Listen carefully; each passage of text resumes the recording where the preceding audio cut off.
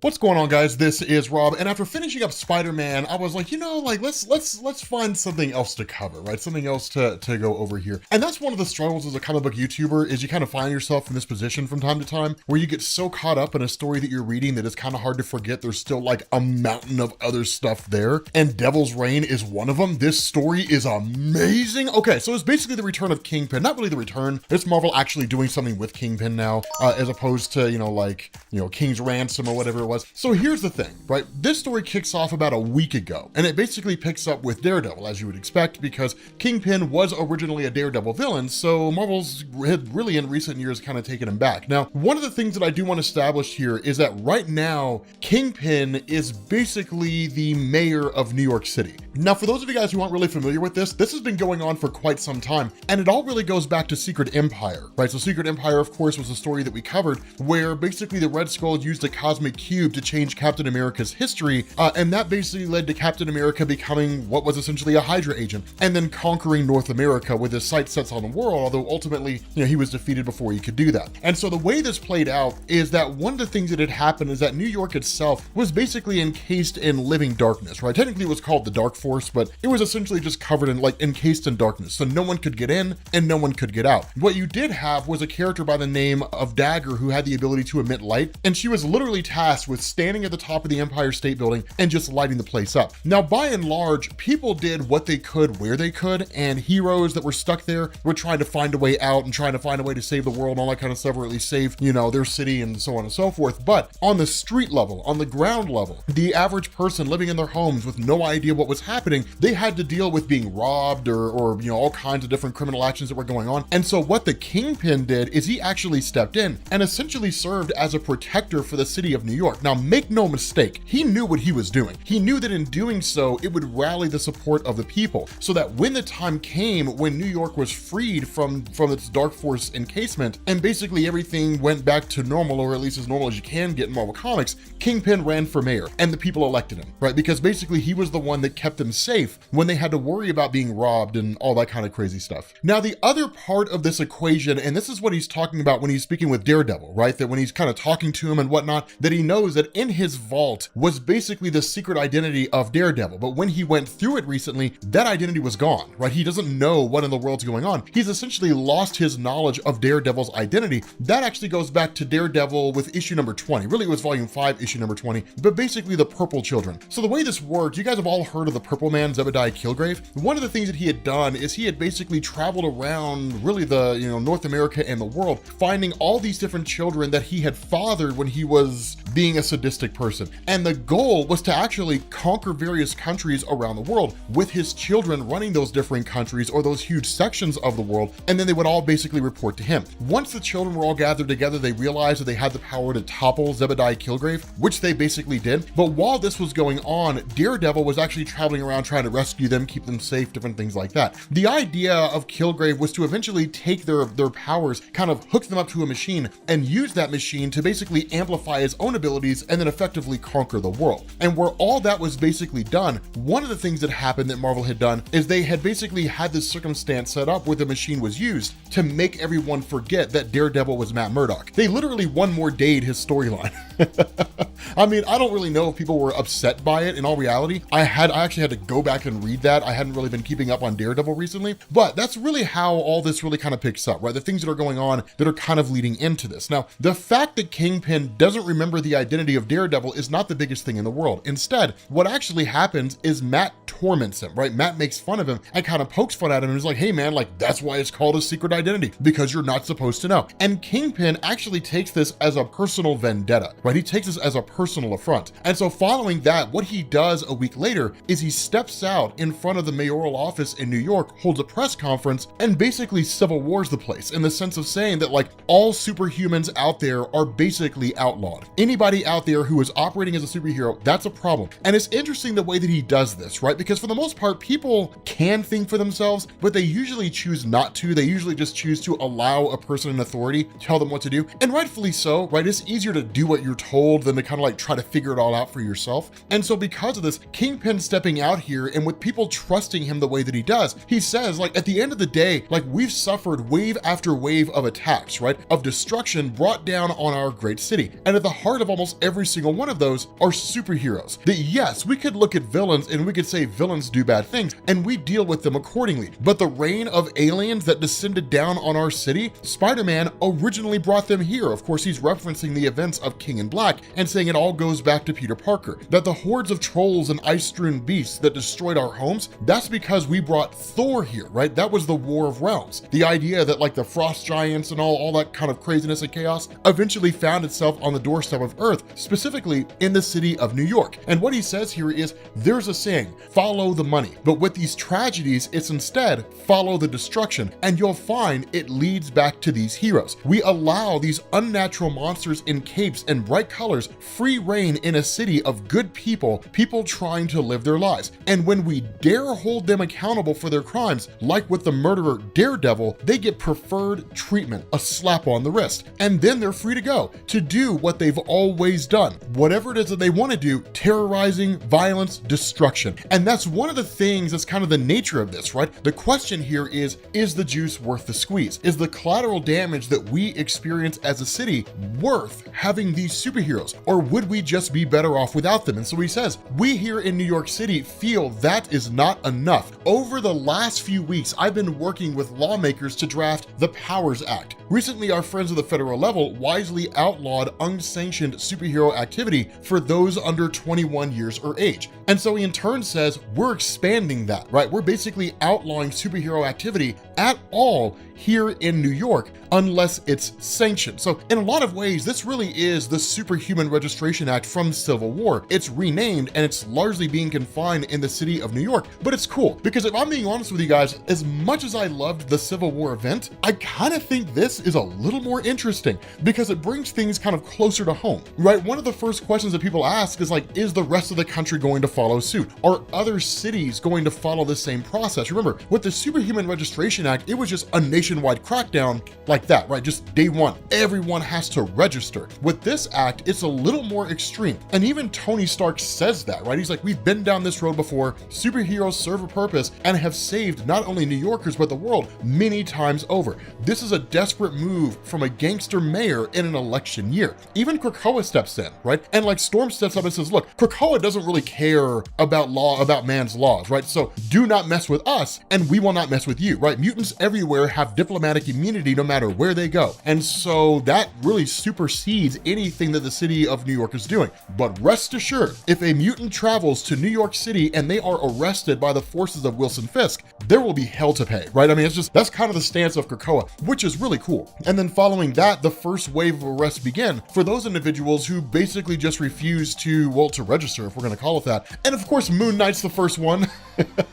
Why wouldn't it be Mark Spector, right? I mean, the guy's Marvel's Batman. I mean, of course he's not going to register. But then from there, you actually end up getting what's essentially the Thunderbolts, right? If that's what we're just going to call them. I mean, they're kind of the newly formed Thunderbolts here, right? So like RHINO, US Patriot, and it looks like Shriek. And then of course, like the female Electro, Maxine. So like you have like these, you know, kind of superheroes who are here, but they're quote unquote registered. And that's why this event is very reminiscent of Civil War. And I'm sure those of you guys who read Civil War are like, okay, so it's basically just Civil War on a smaller scale. And you're not wrong. You are by no means wrong, because even during the Civil War event, the Thunderbolts were the group that were tasked with like going out and like breaking laws if they needed to in order to get their hands on people who were refusing to register. And that leads into the introduction of Captain America, right? Who basically tells these cops, these enforcers, to essentially lay off, and that where they refuse to do it, then everything kind of starts to pop off here. Now, of course, Captain America steps in to basically save Miles Morales. Of course, Miles has a new costume, which looks dope. I'm not even gonna lie. We need to get caught up on Miles comics, right? Like I love Miles Morales, and I'm never gonna get used to Miles being in like the main Marvel universe. So seeing like Captain America come to his aid, right? Like the main Marvel universe, Steve Rogers, it's always gonna be new to me, right? It's always gonna be cool to me. Like it's one of those fun little things. But it's kind of interesting, right? Because this is one of those instances where Captain America, very reminiscent of Civil War. Of course, Tony Stark really seems to be on his side too, but Captain America's response here, like where the guards tell him like, you know, like you're under arrest too, Cap. Like every one of you guys are under arrest, and Captain America's like, okay, I mean, that's cute and everything, bro. Like I totally understand your belief that you can arrest me, and that's adorable, right? It's like a little kid sitting on Santa's lap saying what it is they want for Christmas. You know, it's cute and it makes for a good picture. Let's be honest with ourselves, man. There's nothing you can do to me here. Like I will absolutely beat you to death before that happens. I mean, he won't, but like that's kind of his stance. And so in this conversation, one of the guys says like, well, I mean, this guy is a criminal. And the response of Captain America is, if a law needs to be broken in order to save lives, I'll do it every single time. And so ultimately the other guys are like, no, you guys are all going in. And so of course, Captain America helps them to understand their place in the bigger picture by cracking them over the head with his shield, which is always the best answer. Like I always tell you guys, violence is not always the answer, but it is a answer, and it's usually a very effective one, right? Violence gets things done. And Captain America understands that, right? Like Captain America understands violence gets things done. I mean, are there gonna be problems? Sure, but it's an answer. So sometimes you just gotta, well, at least no pun intended, roll with the punches, you know what I mean?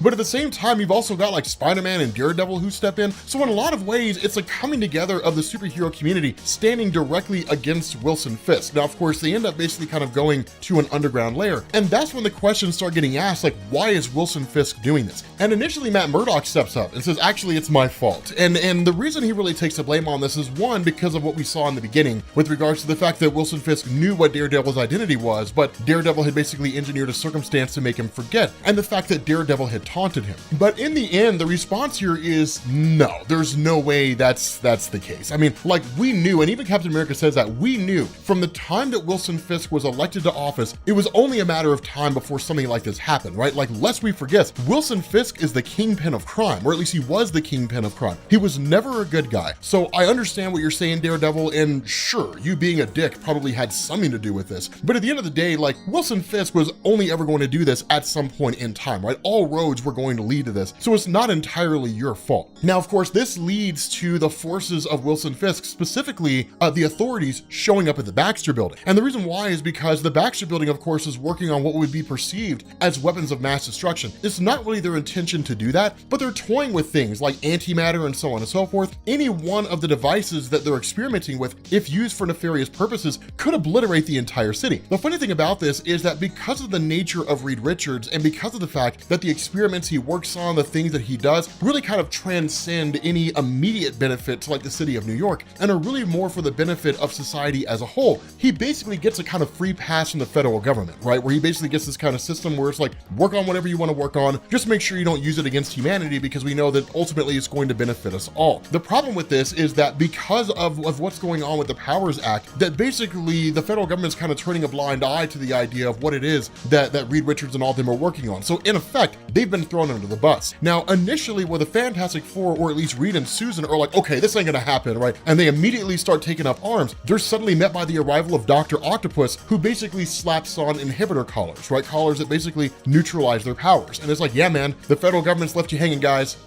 I don't know what to tell you. And so all they really end up doing here is basically sounding the alarm and basically telling Johnny Storm and Ben Grimm, as well as Valeria and Franklin, that it's a code X7, right? Basically, the Baxter Building's being invaded. Now, here's one of the funny things about this, right? It's not the first time we've seen this happen, and I was kind of disappointed with how this transpired, right? If you guys remember during Dark Reign, when Jonathan Hickman first started writing the Fantastic Four, that like Norman Osborn, the Green Goblin, when he was director of S.H.I.E.L.D., invaded the Baxter Building to take it over. And Franklin Richards, dressed as a cowboy, pointed a fake gun at him, but because he had reality warping powers, he shot him with a real bullet. Like, it was amazing. It was just like it was small little moments like that when you saw like Franklin's just reality warping powers. But Ben Grimm basically steps in and ends up just kind of snatching him up along with Johnny Storm, and they effectively take off. And then that's basically it, right? I mean, they get out of there as fast as they can. At that point, it switches over to Luke Cage and Jessica Jones' obligatory appearance in the comics. The reason why I say obligatory is because this is one of those instances where Jessica Jones appears so that Marvel can remind us she still exists, right? Like, she's still there, guys. She still exists in Marvel Comics, just so you know. Here's some stories that involve her. She is there with Luke Cage, and Luke Cage was supposed to have a tie-in to this event, but basically they ended up canceling it, and I don't know why, because he has an amazing moment here. But basically, like, where he and Jessica Jones are like, I mean, yeah, let's lay low. It's why we don't do costumes, right? Because we don't draw attention to ourselves. I mean, granted, like, Luke Cage led the Mighty Avengers at one point, so people know who they are, but it's very easy to lay low when you're wearing just like some kind of a coat and like a black shirt shirt and some cargo pants or jeans and just kind of calling it a day, right? Where initially they were content with just kind of staying quiet, keeping to themselves, you know, making sure they didn't draw any attention. There's this great big huge calamity that happens. And basically Luke Cage ends up, you know, getting involved and stepping in, only to be met by the arrival of the Shocker, who's working as part of the Thunderbolts. And where the Thunderbolts would have initially had their hands on this, albeit in a pretty unsavory way, right? I mean, they're pretty reckless and they don't really much care about like preserving human life so long as they quote unquote end the threat. That where Shocker ends up throwing one of these collars to Luke Cage and is like, put this on and put this on your wife. Luke Cage is like, huh, not a chance, right? And then like a fight breaks out between the two, right? Now, ultimately, of course, Luke Cage is able to get the upper hand and able to subdue the Shocker, and the two of them basically end up fleeing. But before they do, he makes this really, really amazing speech, right? He says like, this isn't right. He's like, Wilson Fisk is a gangster and a fool, a big man who's small, who needs to show his power over me, my friends, and you. This is not just about superheroes. It's about a man with his grip on all of us. He makes it sound like if he loosens it, you'll all basically be in trouble. Some villain will show up or something like that. The kind of trouble that shows him that it's actually you who has the power here. He says, look, I'm not Captain America. I'm not Mr. Fantastic. He says, I'm just a New Yorker just like you. And if someone's in trouble, I will do what New Yorkers do. I help. And if Mayor Fisk wants to stop me, that's fine. That's a genius speech, because what it does is it forces people to accept the fact that they are contributors to the problem, right? And it's one of the things about on a societal level that people tend to forget, right? It's very easy to kind of adopt this mentality that like everything bad that happens in the world is because of some invisible specter moving behind the scenes. But like every major problem that happens in the world is because of people, right? There's no invisible force out there causing problems. It's people who are doing terrible things. And with Luke Cage pointing his finger at everybody out there and saying that if this continues on, it's because you're allowing it, right? By doing nothing, you're saying you're okay with it. If you weren't okay with it, you would do something about it, right? You can't be apathetic and then say, well, I'm apathetic because there's nothing I can do. No, that's just laziness masquerading as apathy. And so by pointing that finger at them and saying, you're the reason why this is happening, it's forcing at least someone, or at least driving somebody, to acknowledge the fact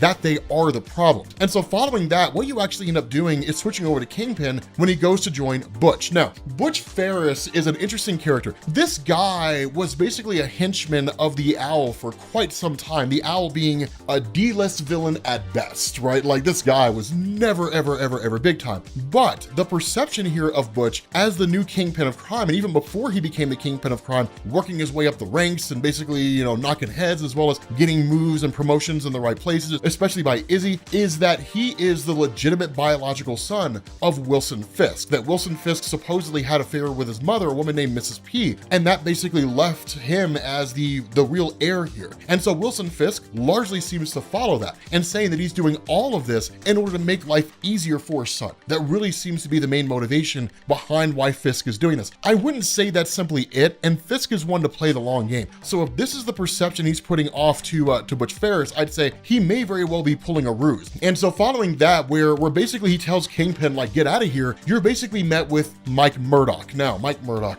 oh my God. Okay, Marvel had this genius idea at one point in time that Matt Murdock, operating on the ground level because he didn't want people to know that he was Daredevil, had fabricated this identity called Mike Murdock. And it wasn't like he suffered with identity disorder. He didn't have like a multiple personality disorder or anything. I mean, he did kind of have a personality disorder in the more recent run, but Mike Murdock was ultimately just a concept that he had created. There was one point in time when Daredevil was working with the Inhumans, and one of them, their name escapes me, had the ability to basically bring to life anything they read. And in reading about Matt Murdock, had basically learned that Matt had created the Mike Murdock persona and accidentally made him tangible. Following that, it's just a series of events where Mike Murdock just kind of became his own person, doing his own thing and all that kind of stuff. I mean, this also goes in line with the fact that that the entire history of Matt Murdock had basically been rewritten, which is weird. Honestly, I don't know how long this is going to go on for. I imagine Marvel's just going to retcon all this away and it's just going to go back to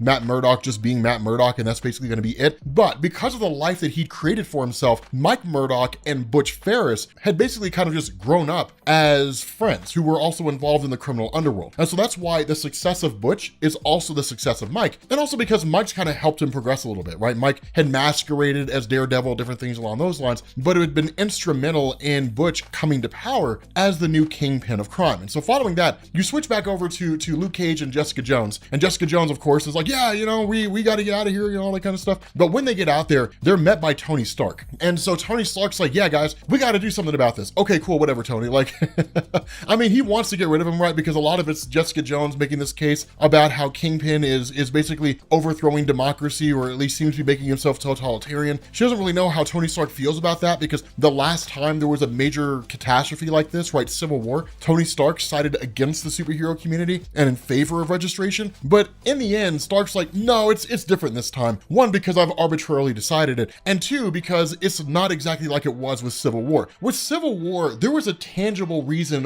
why the Superhuman Registration Act was being passed, right? The Nitro had detonated in Stamford, Connecticut. He'd killed men, women, and children. And so with all that death and destruction, that catalytic event, people were like, we're done, right? Like, that's it, right? That catalyst had like set things off. They're like, we're finished, right? We're done with collateral damage and all that kind of stuff. The superhero community needs to be held accountable for the things they say and do, right? Superhuman registration is the way to go. Wilson Fisk is using existing scenarios to paint this kind of dark and sinister series of events in some unguaranteed future that may or may not come to pass if superheroes are not held accountable. I guess maybe Civil War kind of did the same thing, but nonetheless, you see what I'm saying, right? He's using circumstances as a reason to justify the launch of an event that, in all honesty, couldn't even have been stopped by the superhero community. An eldritch demon, a primordial being from the void that existed before the universe, finally gets free and attacks Earth, right? I mean, there's nothing superheroes could have done to prevent that. Right? So using these almost unpreventable circumstances as a reason to explain why it is that these kind of restrictive policies need to be implemented, that's the difference between Civil War and this. We're kind of nitpicking a bit, to be honest, but you know, we got to create a difference somehow, so we're not just saying it's Civil War, like Civil War 3, just on a smaller scale. But the other thing about this is we actually end up finding out that basically Dr. Octopus is working on something for Wilson Fisk, and it seems to be some kind of portal that accesses, you know, another dimension. We don't know exactly what it's for or what it does, but it looks to be the bridge that Reed Richards had constructed during Jonathan Hickman's run, the same bridge technology they used when it came to like the incursions from Avengers and New Avengers and all that kind of stuff. But Wilson Fisk ultimately, you know, cuts Dr. Octopus off and says like, the package is here. And that's when you find out Wilson Fisk has actually freed the Purple Man Zebediah Killgrave from prison. And it's kind of a cool thing here, because what he does is like he goes through this folder that Killgrave has, and he's like, do you know what this folder is? And where Killgrave's like, I don't know, right? Because he always thinks small. He's like, this folder is power, right? Because it represents knowledge. It represents information that I can use. Because in a lot of ways, Wilson Fisk in Marvel Comics is very much a J. Edgar Hoover kind of guy, right? For those of you guys who don't know who that is, J. Edgar Hoover was the head of the FBI at one point in time, and he had information on everyone. Some say he was the most powerful man in the world, right? Because they had information on everyone, right? Foreign dignitaries, citizens, government officials, that if J. Edgar Hoover wanted it, J. Edgar Hoover got it. And in fact, after J. Edgar Hoover left the FBI, there were sweeping changes to the power of the FBI director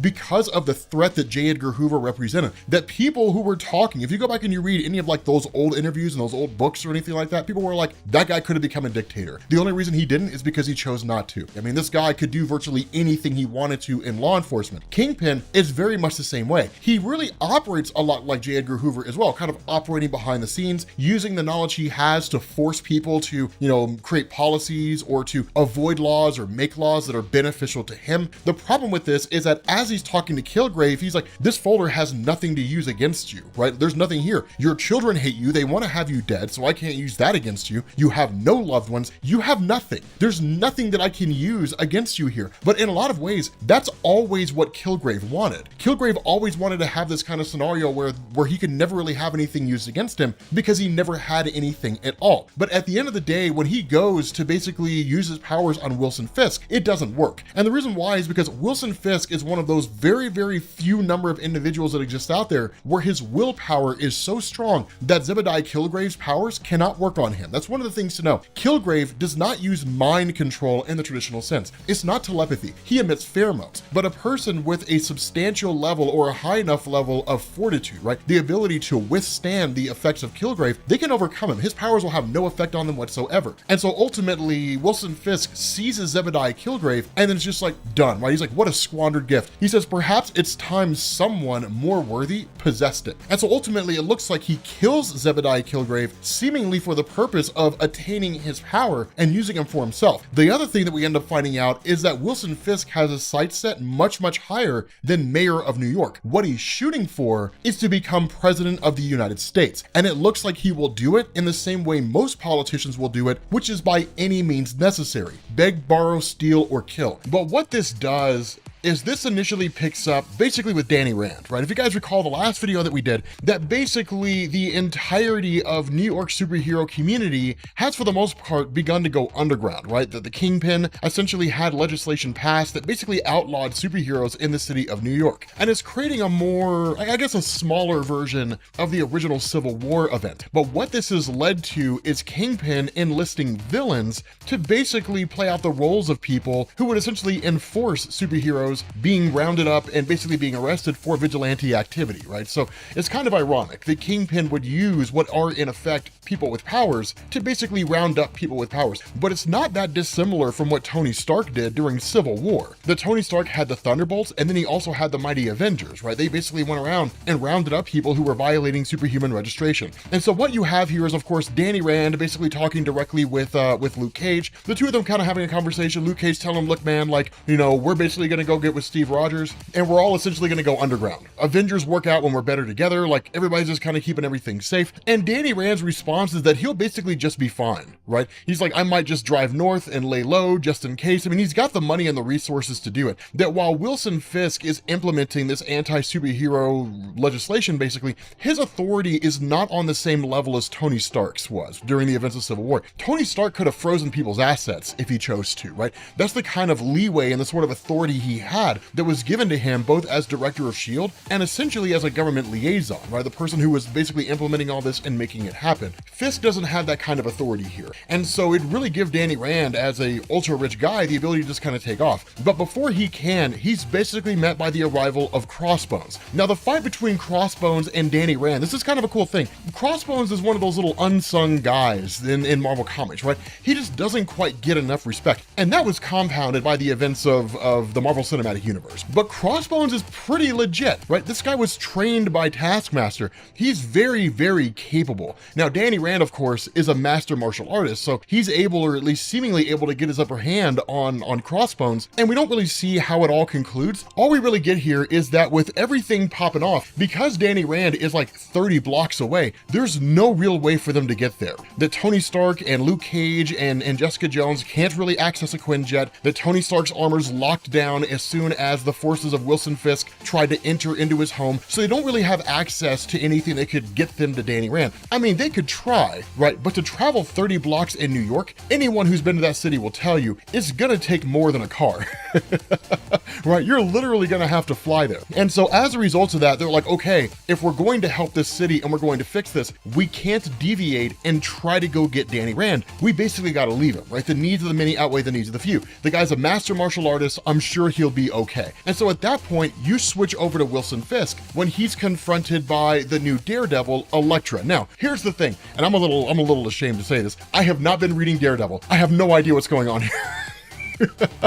I don't know why Elektra is Daredevil right now. I mean, I have a general idea, right, just from what people have been tweeting and talking about, but I don't know the ins and outs of this. So I am ashamed to say that as a comic book YouTuber, I am being negligent in my duties. Here's my question for you guys. Should I be reading Daredevil right now? Right? Like, is Daredevil a comic that I should be reading at the moment? Because I'm not gonna lie, I think the idea of Elektra basically replacing Daredevil is kind of cool, and I'd be interested in seeing how that whole thing's unfolds. So those of you guys who are reading Daredevil, should I be reading it?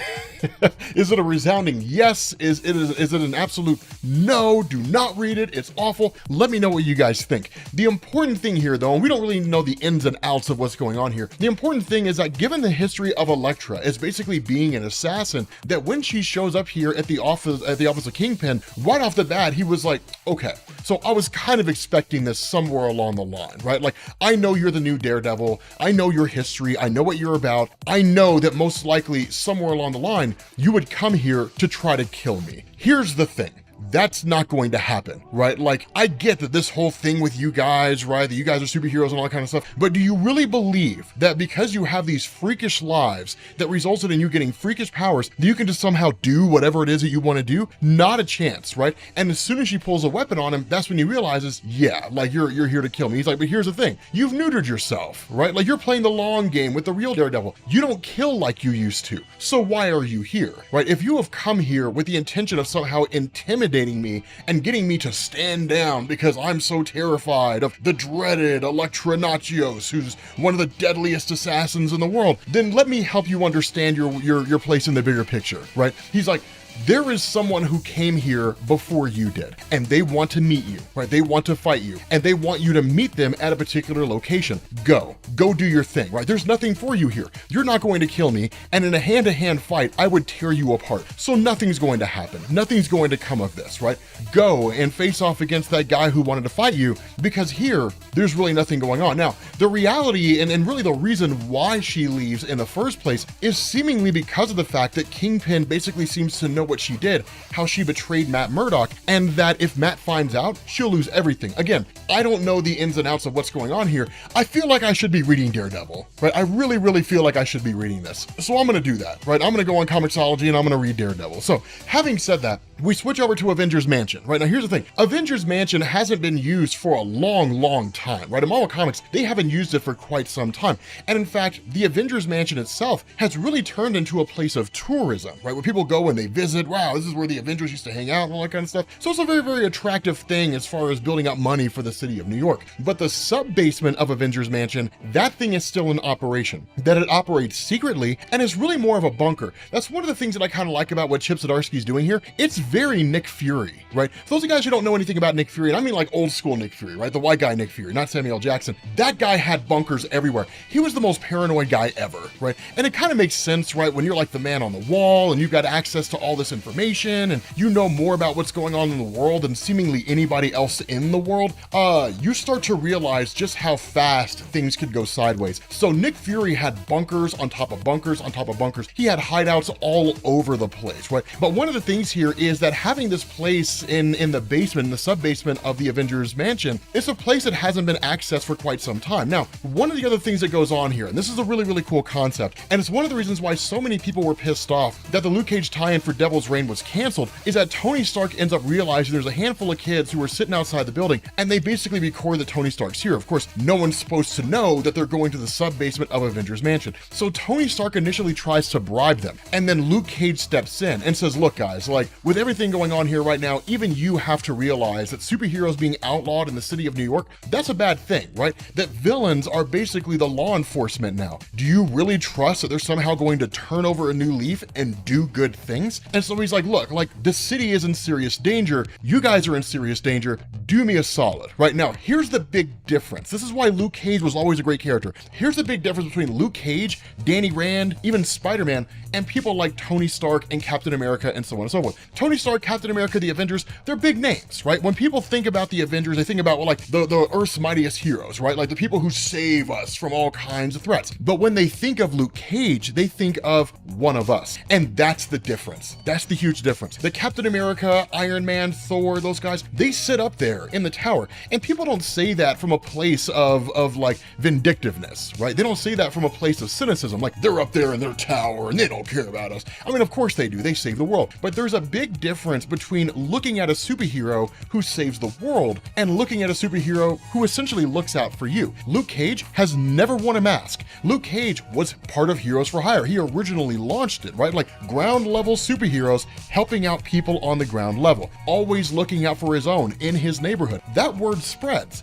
And so people look at Luke Cage and they're like, he's one of us, right? He looks out for us as the little guy. He knows our names. He shops at our stores. He buys food from our restaurants. That's how people see him. And so that's why when Luke Cage comes along and is like, do me a solid, guys, right? Like, delete the video. No one needs to know we're here. They're like, yeah, man, of course. Like, we'll definitely help you out, Luke Cage, right? It's a matter of perception. Now, from there, you switch over to Spider-Man. Now, here's one thing that I do want to specify. This whole thing that's going on right now, this is actually Ben Reilly. And the reason why this whole thing is going on, it to kind of sidetrack from Devil's Reign for a second, this deals with something called the Beyond Corporation. Now, contrary to what you may believe, while the Beyond Corporation was established back in 2006 in the Next Wave comics, as far as we're aware, they don't have any direct ties to the Beyonders, which is a little strange because the Beyond Corporation basically consists of people who exist beyond the multiverse, right? Like, they literally go into universes and just cause problems for people. It's really all they do. And they do it because it's fun. The way this had played out is that Peter Parker is essentially in a coma. That during the events of Spider-Man 76, I think, that Peter Parker had basically been exposed to like a huge amount of radiation, which had basically taken him out of commission. Now, during that time, the Beyond Corporation had basically gotten involved in essentially appointing Ben Reilly as the officially recognized Spider-Man. And they did this because they essentially bought the copyrights to Spider-Man operating on a private level, which I didn't even know that was something you could do.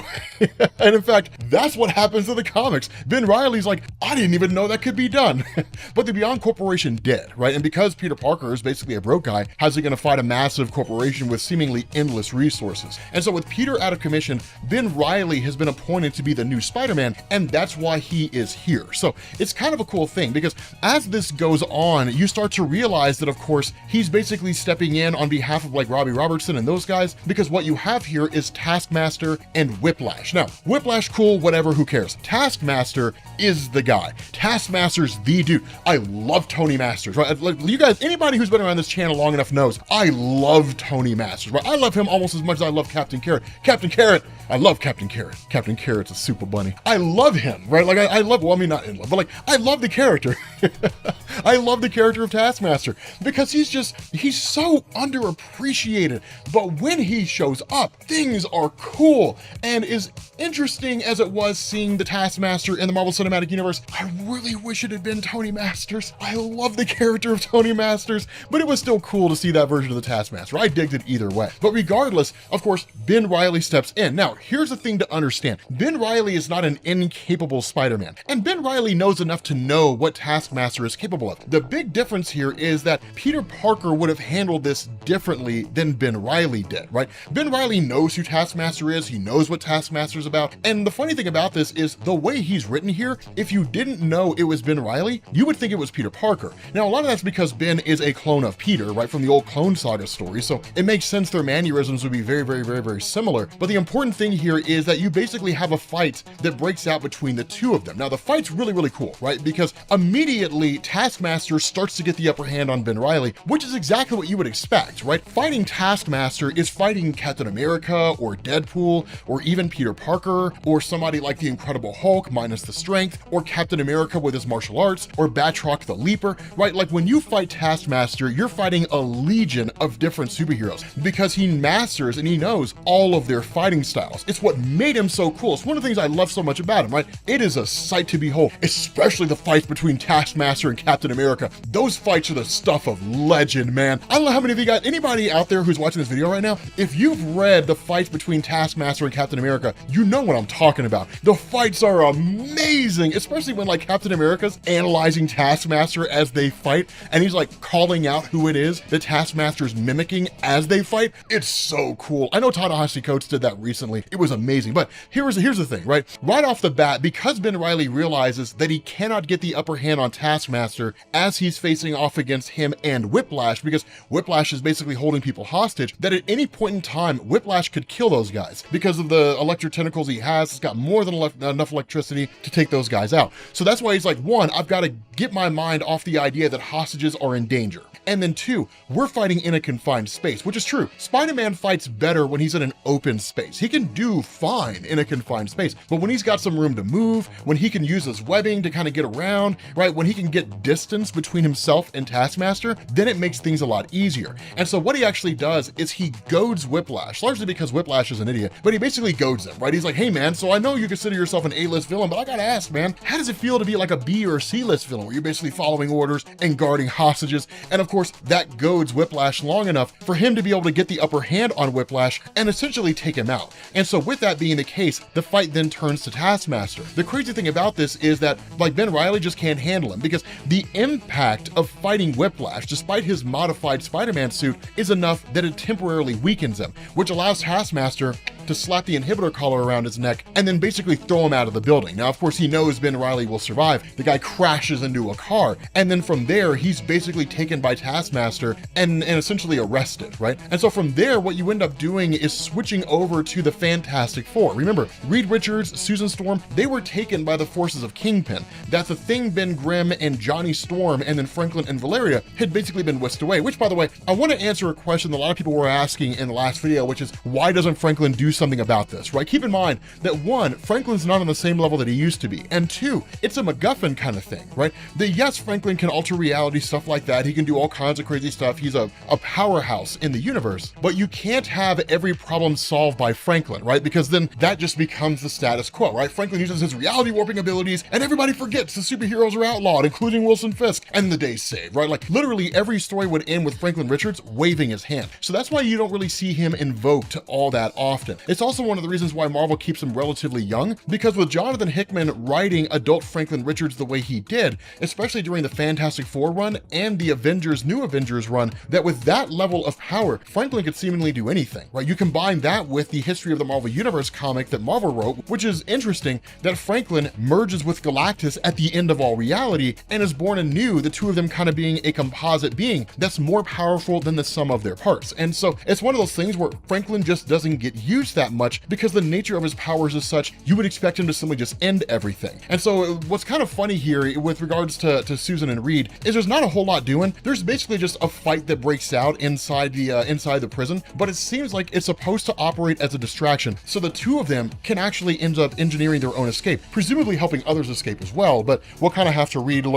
further on to find out what's going on with that. But the cool thing here is what you end up doing is you switch over to Dr. Octopus, who is basically working alongside Wilson Fisk. And the idea here is that Dr. Octopus's mind and the technology he's able to utilize would basically set things up so that Wilson Fisk could dominate the Purple Man and then seemingly steal his powers and then use that for the purpose of basically controlling New York. That with Kingpin, while he was elected mayor, if you guys recall the last video that we talked about, he was elected mayor because of the fact that he had instilled trust in people, that's not something you can rely on, right? People are incredibly finicky. They will support you in 1 month and then hate you the next, right? Because the average American just doesn't know what they want, right? Like their wants just sort of change. There's no consistency when it comes to American people. And so Wilson Fisk, in realizing that, wants to solidify his ability to remain mayor by basically using the powers of the Purple Man. And that while he won't necessarily be able to control people, he will be able to influence them, right? Push them to the polls, get them to vote for Wilson Fisk, different things like that, and basically maintain power. And as long as no one knows that he's using the abilities of the Purple Man to do it, no one will be any the wiser. Now, the funny thing about this is that Otto Octavius is no idiot. You guys know that, right? Otto Octavius is no fool. And he knew right off the bat, once he realized the plan of Wilson Fisk was to utilize Purple Man, that Wilson Fisk would try to use those powers on him. And so what he did is he created neuroblockers that would actually block the powers of the Purple Man from being able to influence him. So literally, like Kingpin tries to use those powers on him, and he's like, no, you're good, man. The influence of Purple Man doesn't work on me, right? Those pheromones don't affect me. I've got neuroblockers, but I'll leave you to do your thing. And basically leaves, right? Of course, you also end up finding out that Elektra is there to essentially face off against KRAVEN the Hunter, which looks like it would be a really, really cool fight. But once you get to the sub-basement of Avengers Mansion with Tony Stark in them, that remember, Tony Stark's goal here, right? The plan, quote unquote, for defeating Wilson Fisk is for Tony to actually run against him.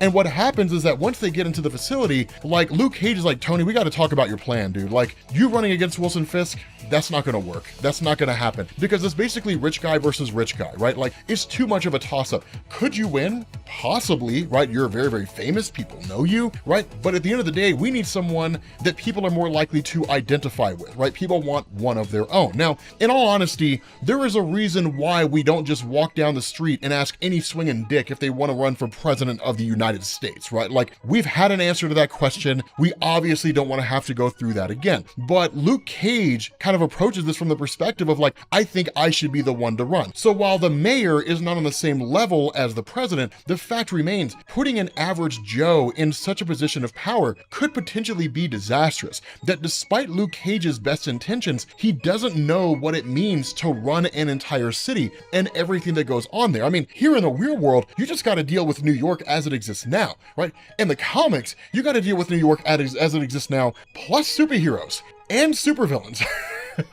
You got to deal with all that stuff. And so at the end of the day, he was like, look, like this is about beating Wilson Fisk. It's not about your ego. It's not about you wanting to be mayor or anything like that. Like it's about the fact that Wilson needs to go down. And honestly, you are not in the best position to do this, right? Like you are Tony Stark. The superhero community is still a little distrustful of you because a lot of the things that have happened, your history's sketchy. There are things about your own personal life that the general public knows they would not necessarily be a fan of, right? You're not the best person for this. And so what ends up happening is that Luke says, like, are you on board with this? And the response of Iron Man is, yeah, sure. But obviously there's some disdain there, right? Obviously Iron Man is not a big fan of what's going on. Now, how far that goes, we don't entirely know, right? We're not really sure exactly how that's going to happen. What we do know is switching over to Dr. Octopus, what you end up getting here is him basically having this kind of internal monologue where he says, Wilson Fisk is a small man thinking small. Let him hold his small amount of power. As always, Otto Octavius understands true power. True power is the laboratory of the mad scientist Reed Richards with his wild inventions like an interdimensional gate. So let Fisk control a city. My plans, as ever, are superior. And what we end up finding out is that Dr. Octopus has opened this dimensional gate and then seemingly brought in Wolverine, Ghost Rider, and the Incredible Hulk from an alternate universe. What he plans on doing with these guys, I have no clue, but I am ridiculously excited to find out. Like, I am so excited to find out. So what this does here is this one initially picks up with Ben Reilly. Now remember, Ben Reilly is the current Spider-Man. Peter Parker is currently out of commission, so Ben Reilly basically took over his place. And of course, the police are being none too kind to Ben Reilly. I mean, obviously this is police brutality, but it's only really police brutality if somebody's willing to do something about it. Otherwise, it's just cops being dicks is really all it is. And so Ben Reilly, the funny thing about this is like, he doesn't really care, right? Like the cops are literally just like beating him up. I mean, he's all bruised and smashed. Like they smash his face into a table and they're like, what's your name? And he was like, he's like, Johnny Spider. Johnny Spider's my name. That kind of a thing. But like, he's just not taking the cops seriously, which is the one thing, as I understand it, really pisses off cops, right? And one of the funny things that kind of happens, what we're told here is when it comes to this idea of like civil wars and different things along those lines, one of the big misconceptions is that a civil war would ultimately boil down between those in authority versus like the citizenry. But that's not true because people's loyalties are not necessarily tied to the jobs they work. And that's what you're seeing here. That yes, there are a lot of people here who are police officers, pretty much everybody in the precinct is a police officer, but they don't all agree with Wilson Fisk. And so one of the things that's kind of established is that they're not going to process Ben Reilly's Spider-Man. Like they just refuse to process him because they believe that what Wilson Fisk is doing is wrong. When Ben Grimm and Johnny Storm show up here, Ben Grimm is one of these interesting concepts because despite being a member of the Fantastic Four, Ben Grimm always kind of had this role where he was as much street level as he was the grander superhero community, right? Like the guy on Yancey Street and that kind of a thing, right? He grew up as like one of these New Yorkers, right? He's one of them. And you would always see him just as inclined to basically stand up for like this small guy on the street as you would standing alongside the Fantastic Four and like facing off against Galactus or something along those lines. And so that's why when he shows up here and he's like, look, I know, a lot of you guys out there don't agree with what Wilson Fisk is doing, right? You guys don't agree with what's happening here. You're not a big fan of it. And I can appreciate that, right? Because you know we're heroes, you know we're trying to do the right thing, and you see through what it is that Wilson Fisk is doing, even if these other police officers here are unable to or unwilling to. But here's the rub. We're gonna get our friend because he saved our lives multiple times and he saved your life as well. So we're gonna get our friend and we're gonna leave. Now, Johnny Storm, of course, basically just like melts the door and then Ben Grimm walks through a wall. And then you, of course, have this cop and this chick that's with him, that have their guns drawn. I mean, what are they gonna do, right? I mean, with Johnny Storm, just as hot as he is, if they fire off bullets, they would probably end up melting them before they got to him. And then with Ben Grimm, the guy's basically bulletproof. So like, I mean, these cops can't really do anything. So they literally just pick up Ben Reilly and just leave, right? Because what are these cops gonna do? And so at that point, you switch over to Luke Cage. Now, again, I still say one of the biggest problems that I have with Devil's Reign right now is they skipped the Luke Cage tie-in. I would love to have seen what the Luke Cage tie-in was about because what you're getting here is basically the follow-up to the last video that we did on the main Devil's Reign event, which is Luke Cage running for mayor. Because it's one of these things where in a lot of ways, their hands are tied. I mean, could they kidnap Wilson Fisk and then just like fly him into the sun and like that's the end of Wilson Fisk, right? He just disappears and nobody knows where he went? Sure. But if they killed him, they'd make him a martyr. And what that would do is it would basically verify his cause. The best way to defeat Wilson Fisk is to get the people on your side, right? The best way to do that is not to like force the citizenry into following your orders. It's to give them a reason to basically ignore anybody who demonizes your dictatorship, but basically giving people a reason to rally under you as opposed to opposing you. And so Luke Cage plays this game pretty well insofar as saying like, you guys know who Wilson Fisk is, right? I mean, yes, like you guys elected him as mayor because he made a bunch of grand promises and he saved you guys during the whole Secret Empire event and all that kind of stuff. But behind all of that, you know who Wilson Fisk is. You know who's the kingpin of crime. You know he's got his hands in virtually everything. And you know this law is unjust. You know this law is a problem. So I, as Luke Cage, am running basically against Wilson Fisk as mayor. Now, what this does is it puts Luke Cage in a fantastic position because it basically makes him untouchable. The reason why is because if, for example, Luke Cage were to be found beaten up or assaulted, then at that point, it's a felony, right? You literally have a politician that is basically trying to force another politician out of the picture using physical violence. That would land Wilson Fisk in prison for the rest of his life. And so Luke Cage basically cannot be touched, right? It's one of those things where it's like the guy's running for mayor. The difficult thing here is getting people to agree with him. And that's what makes Devil's Reign so interesting, is because what you end up doing is you basically switch over to a conversation between Susan Storm and her lawyer. And the cool thing about this is that the conversation between the two is such that there are legitimate concerns that when it comes to the overall country in terms of what's going on in the city of New York, they see it as a New York problem, right? This is New York's issue. New York is the one that's dealing with like superheroes causing all kinds of problems and supervillains and the fights between the two and collateral damage and all that kind of stuff, right? This is a New York issue. The concern here is that if these heroes are not rounded up by the city of New York, right? If they are not basically imprisoned, if this kind of insurgency, if you want to call it that, is allowed to continue, suddenly it'll turn into other people's problems because these people in New York will retreat to other cities and other states. They'll go to New Jersey, or they'll go to Washington, D.C., or they'll go down to Virginia in the Potomac or something along those lines, right? But they'll basically start bringing their problems to other people's doorstep. And so the biggest concern here is that if this is not contained in the city of New York, it could lead to federal law, the return of the Superhuman Registration Act. And of course, no one wants that.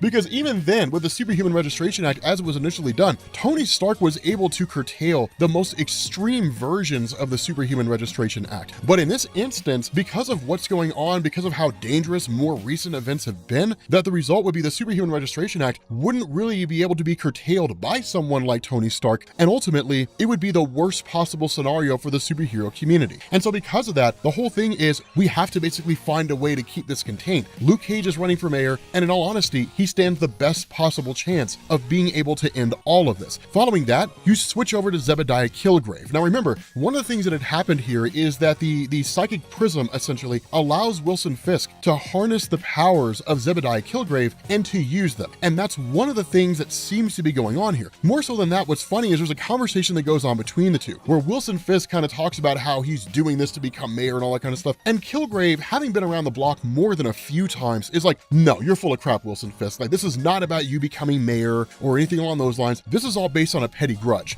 Daredevil did something to you to make you forget who he was, and you want to hurt him back. That's all this is, right? That's literally all this is. You're targeting him and everyone he cares about, and you're going through the legal system to do it because it's a way that they simply can't punch. They can't beat up the legal system. They can't assault the legal system or the political system. It's the one thing they can't destroy, because basically you're taking the system that they support and using it against them. And the funny thing here is when Wilson Fisk is like, how could you possibly know this? The response of Killgrave is, because I feel it too. It's like a fog in your brain. I knew the identity of Daredevil, and now I can't remember. Something happened. And where the initial thought of Kingpin is, wait, are you the one who did this to me? The response of Killgrave is, no, but somebody used my powers to do it. It's a more diluted form of my powers, but it's my powers nonetheless. It's my kids. Somebody used the purple children to do this to you and me, to make us forget the identity of Daredevil. And so following that, where Kingpin basically goes on a mission to capture the purple children, the kids of the Purple Man, you actually switch over to what's really left of the Avengers. You got Iron Man, you got She-Hulk, Captain America, Daredevil, and so on. And they're all kind of having this conversation over what it is that they're going to do with everything that's going on here, right? Like, I mean, do they find some way to take out Wilson Fisk? That's one of the discussions that's on the table. The other problem here is that for Luke Cage, the polls are not looking very good. That what it looks like is that Wilson Fisk has successfully managed to basically compartmentalize and control fear in such a way to where the citizens of New York are actually afraid of what life would be like if they went back to the way things were before. Superheroes doing the best they can, facing off against supervillains, but in all, operating with impunity. But in the middle of all this, suddenly Jessica Jones chimes in and is like when all the heroes are arguing and debating with each other, she's like, something's not right? Something feels wrong here. Something's off. She's like, wait a minute. No,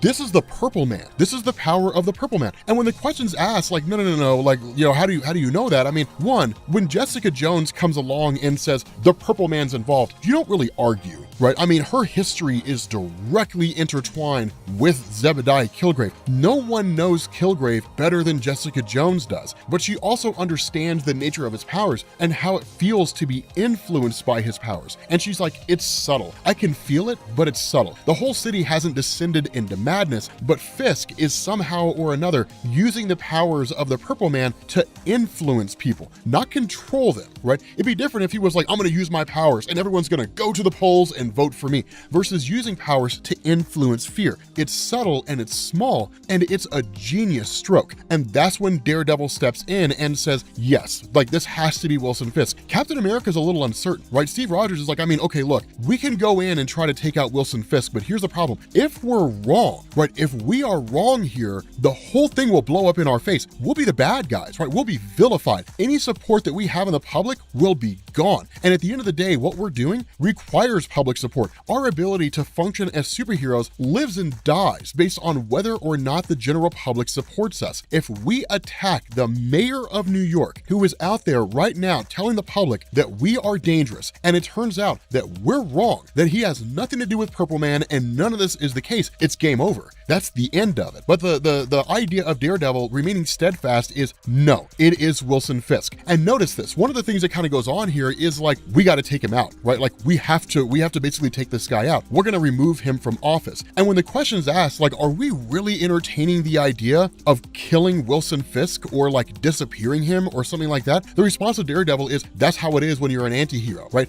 We do the things that superheroes just can't bring themselves to do. Captain America's great and everything, but you can't rely on Captain America for this, right? His moral compass is too strong or whatever the case is. It's our job as anti-heroes. What we have here is a clear and present danger in the form of Wilson Fisk, the mayor of New York. The only way to fix this is to get rid of him. Now, the funny thing about this is that they're not the only ones that have tried to launch an attack on Wilson Fisk. There is a Winter Soldier tie-in to Devil's Reign, which is weird to see them just arbitrarily pulling Bucky Barnes out of nowhere, right? And then just like launching a one-shot with him. I haven't had a chance to read it yet. I want to. I have no idea if it's good or not. That's one of the things about Winter Soldier, man. Sometimes the comics are great and other times they're terrible. It really depends.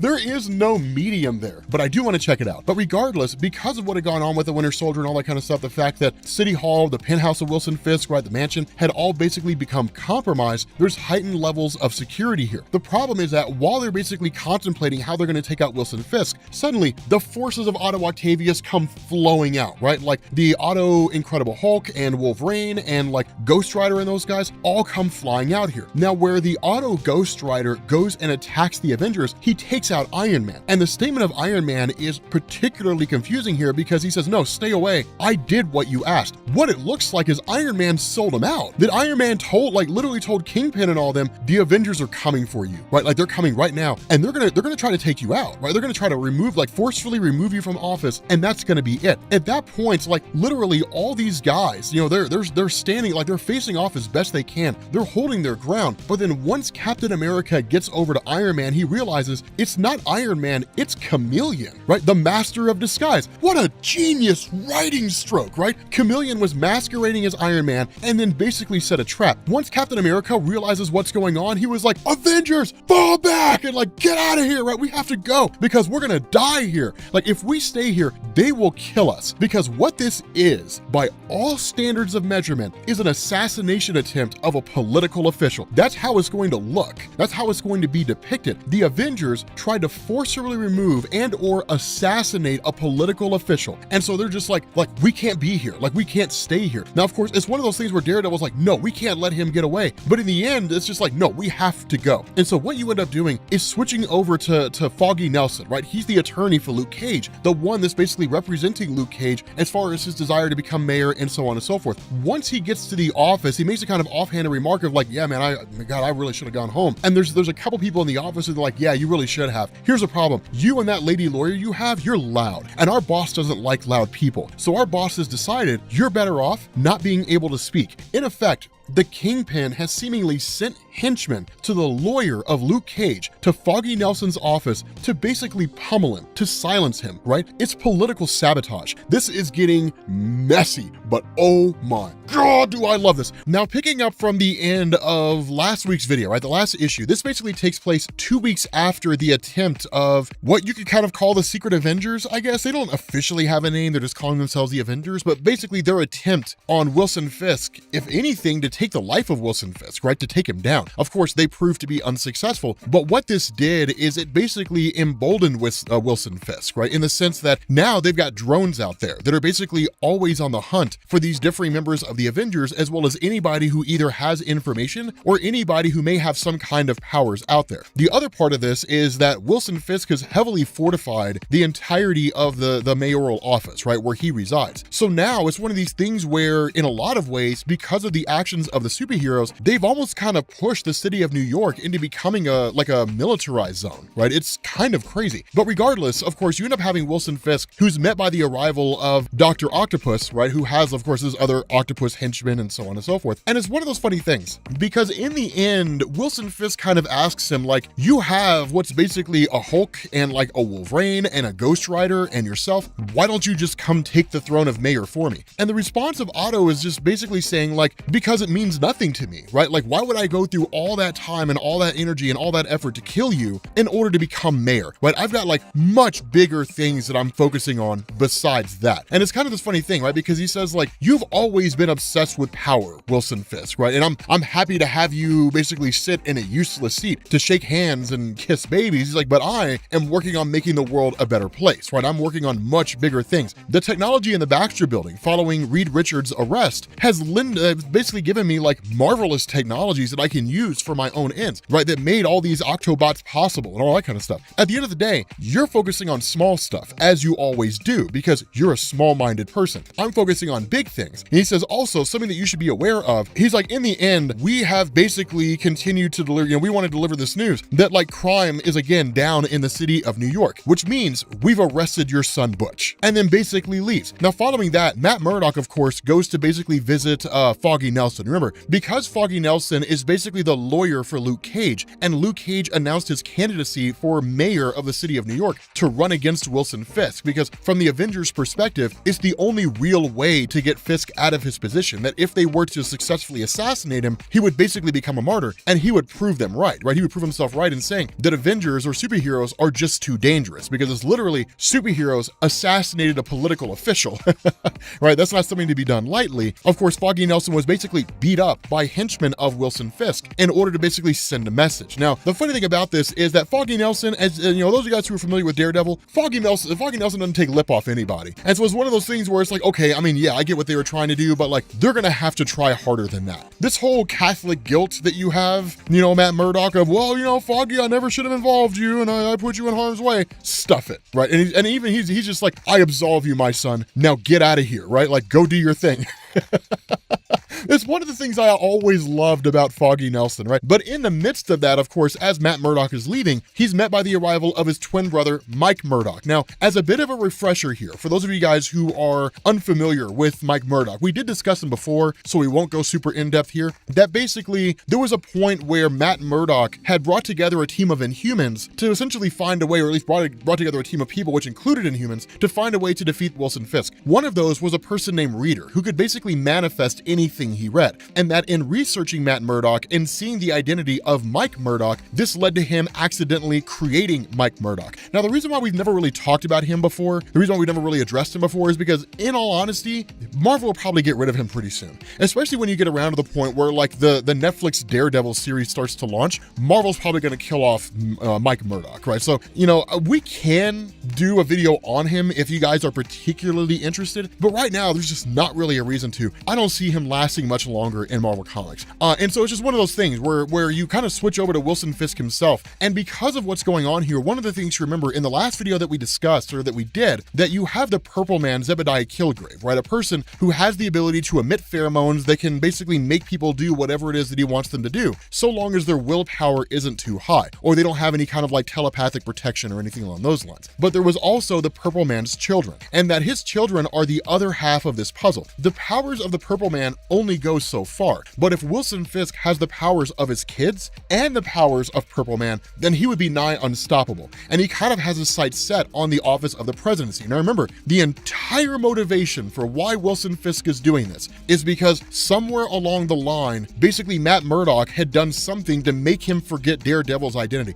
It's a personal grudge. The reality of this, and like the equivalent of what's going on here, is if like your worst enemy in the world came to you and basically said that they were able to successfully do something to like defeat you in some capacity, and you had no real recourse. That's what this is the equivalent of, right? It's basically Kingpin essentially boxing Matt Murdock in, saying, okay, fine, if you are going to strip me of the knowledge of your identity against my will, right? You're going to screw with my head, then that's fine. I will screw with your life, and not just your life, the lives of everybody around you. This is really nothing more than a personal grudge. That's something to understand here, right? This is not Wilson Fisk genuinely doing the good thing and believing he can actually make the world better. No, everything he's doing here, harnessing the power of the Purple Man, setting his sights on the office of the presidency, it's all to basically get back at Matt Murdock, is really all it is, right? And so basically he ends up bringing together the Thunderbolts. So you got like John Walker, you've got RHINO, right? You've got the new Electro, all that kind of stuff. And it's one of these things, something to keep in mind, the Thunderbolts are really more anti-heroes than they are straight up villains.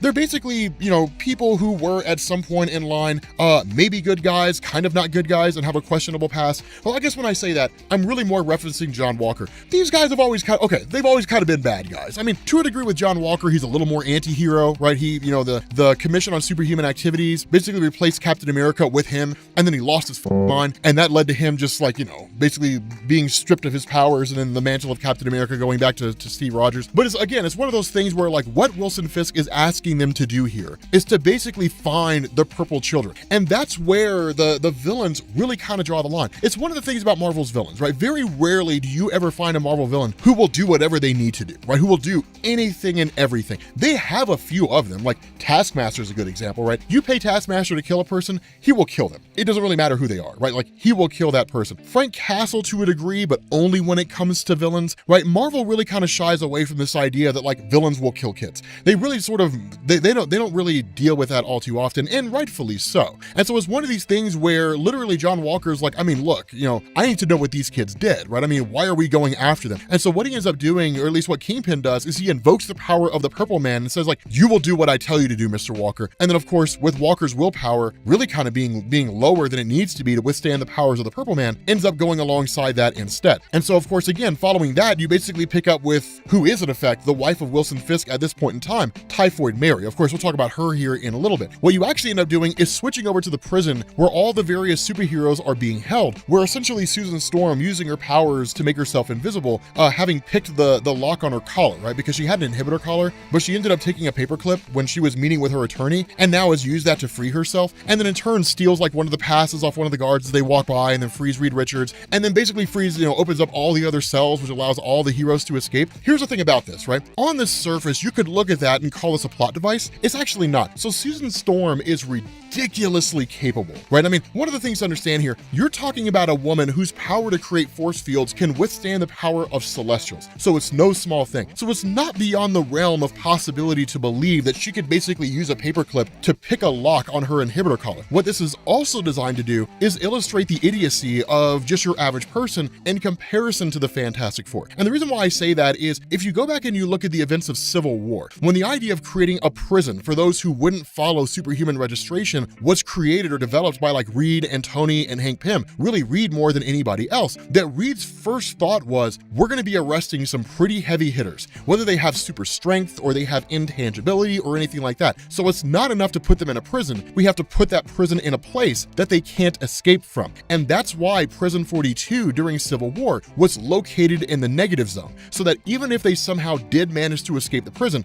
where are they going to go? That's one of the things you kind of run into here, is that in this instance, literally they locked up all these superheroes and they just put them in a prison in the water. And like, that was it, right? It's kind of like, okay, in the end, like a prison break is going to happen, especially when like two of the people you have locked up, right? Like Reed Richards and Tony Stark are two of the absolute smartest people in the entirety of the Marvel universe. And so again, great big huge fight breaks out, and basically they end up, seemingly being able to overtake the prison guards and start engineering their own escape. Now, one of the things that goes on here, and it's kind of intriguing, is that you do have like the champions, right? So you've got like Ironheart, and you've got Kamala Khan, Miss Marvel, and you got like Viv, right? Like Vision's daughter, which honestly, I feel like we should get caught up on the champions. I haven't read them in so long, but their comics were just fun, right? It was like Marvel's Teen Titans, but better. It was just great.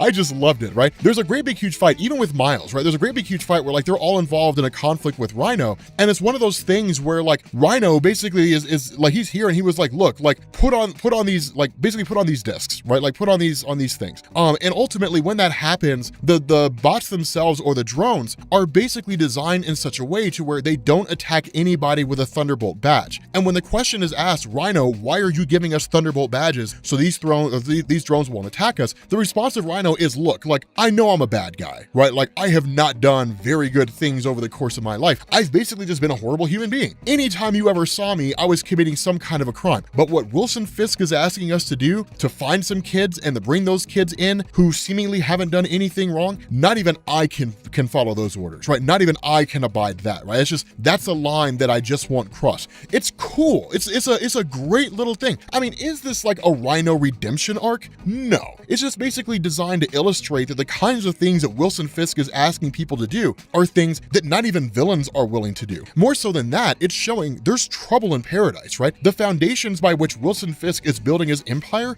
were never stable to begin with. And now that instability is showing in the fact that it's starting to crack. So it's really, really awesome to see. What you also end up getting in the aftermath of this is that Miles basically ends up racing off to the rest of the Avengers and then telling them, like, Kingpin is after the purple children, right? He's after the kids of the Purple Man. And that while I was told by RHINO, and sure, I guess RHINO is not necessarily the most credible force, the guy saved our life, right? He could kill us all with the greatest of ease if he chose to, but he saved us. And so if this is true, and Wilson Fisk is going after the Purple Children, having them under his control, being able to use their powers, he'll dominate the world, right? He'll be able to take everything over. And so it's one of those crazy things, because what you end up getting here is, this is just a crazy moment. You switch over to Wilson Fisk, and Wilson Fisk, of course, always having the staff next to him, which basically allows him to channel the powers of the Purple Man, is met by TYPHOID Mary. Now, TYPHOID Mary, she's been around in Daredevil comics for a long time. She's had some great story arcs, and she's had some awful story arcs. She's like every comic book character ever. She's never had like 100% great arcs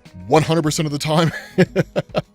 That never happens. But TYPHOID Mary is a person who basically has multiple personality disorder, right? She's got multiple personalities in her head, some of which have access to her powers and others don't. And her powers change depending on which personality is taken over, right? So like telepathy or telekinesis or the ability to manipulate fire. Imagine Legion, but with far fewer personalities in his head and a far more limited breadth of power at his disposal. And that's basically TYPHOID Mary, right? She's a mutant, essentially. And so because of this, the interest between the two, and what's kind of intriguing, is that one of the things Kingpin says is he kind of asks the question, like, why can't I stop doing this, right? Why hold on to these things that cause me nothing but pain? My hatred, my position, I'm so consumed by power and revenge, but I have you. I think our fiery beginning and how it gave way to something more powerful, more beautiful. I think back on the first time we made love after battle, and now I find I no longer need that battle to find that level of satisfaction. And so in the end, TYPHOID says, like, I feel the same thing, right? I feel the same way. She says, even though I don't even really remember our first time, years of treatments and trauma have robbed me me of so much, but I hold on to the feeling of when we were first together. And so Wilson Fisk in turn says, I wish we both had those memories. It doesn't feel fair. I wish you could remember. And he invokes the power of the Purple Man when he does, and Typhoid Mary remembers everything. She remembers everything about her own past. Now, she doesn't run from Wilson Fisk, right? She doesn't like leave him, right? It's just like she recalls everything. She's like, oh my God, what a gift. And so this is a whole change to the power of the Purple Man. Remember, the power of Zebediah Killgrave has only ever been used historically in Marvel Comics to dominate the wills of others. But here's something to understand. Here's something to keep in mind here. We only ever saw his powers used that way because he only ever used them that way. It wasn't as though Zebediah Killgrave was a guy who was trying to find a way to make the world a better place, and he just simply couldn't do it because his powers wouldn't let him. The guy's always been a dick, right? Like Zebediah Killgrave has always just been a horrible human being who used his powers for like personal gratification and for the betterment of himself based on his own selfish desires. We've never seen an instance when anybody ever used the powers of the Purple Man to basically get other people to remember. And it kind of makes sense, right? If the Purple Man's powers, even if they're only by pheromone, can be used to make people do things and even make people believe things,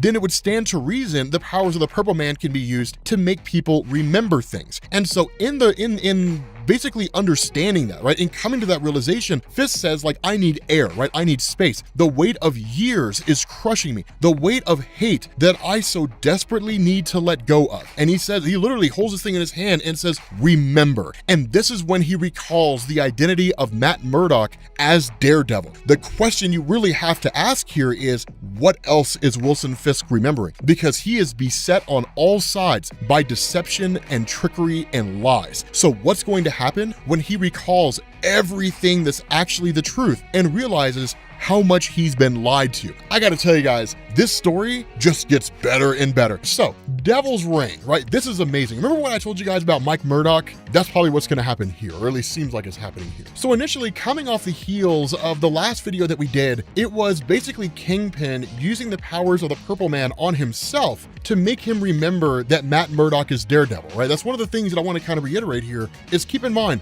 everything that's happening in Devil's Reign is because of the fact that Kingpin could not remember what Daredevil's identity was, but knew that he knew at some point in time. And that because Daredevil had taunted him, he came to the realization, not so much a decision, that Daredevil had stripped him of his own identity. And so the result of this is that Kingpin's basically been harboring a grudge ever since. With this information coming back, now it's a blood vendetta, right? It's not even just like, I need to know. Now it's Daredevil's gotta die, right? And I mean, it all kind of rushes back to him. And for him, it's a massive betrayal, right? One of the highest order. And so when he's told the Thunderbolts have basically located the children of the Purple Man, remember, they all basically share a portion of his power, and that if Purple Man absorbs the powers of his children, his powers heighten several times over. When he's told, we've located where the children are, but they've basically dominated in an older woman and they are living inside of a residential building, the response of Kingpin is, then go do it, right? Go grab them, casualties be damned. I don't care how many people die. Grab those kids and bring them in. And so switching over to the Purple Children, of course, they're basically trying to figure out exactly what it is that they're gonna do. The goal is to free Zebediah Killgrave, but what essentially ends up happening is, of course, there's a knock on the door. When they open it, it is John Walker, right? US agent there is part of the Thunderbolts, there to bring them in. And when they try to use their powers, of course, because there's essentially mental blocks in place and partially because of his willpower, that he ultimately is able to overpower their abilities, that this essentially turns into the rest of the Thunderbolts jumping in, and then Electro essentially shocking the entirety of the Purple Kids and knocking them unconscious. Now, at that point, that's when you get into the involvement of the champions, and it just kind of